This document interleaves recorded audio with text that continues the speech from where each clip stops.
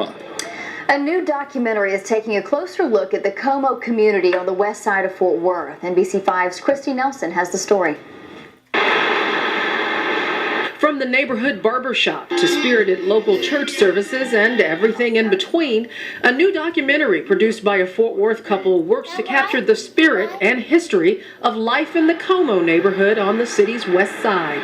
If someone saw it that grew up in Como, they would see a Como that was very familiar, something that there might be a few surprises, but I think it's something that they would definitely relate to. There's so many of these kind of pockets like Como, but it's so significant because its history is different than a lot of these other areas. Carl and Betsy Crum say their documentary short, 1 Square Mile Fort Worth, touches on the economic and social issues of Como and also shows what makes it unique. The most interesting thing about Como is, for me, it's its history, because it's what makes it different than any other square mile in DFW, and that it's a square mile that was literally born out of segregation. It's a community that people love. Like, the people that live in that community love that community. They're proud to be in that community for the most part. This film is the first in a series that looks at square miles of different communities across the country. Their hope is that each mile tells a larger story.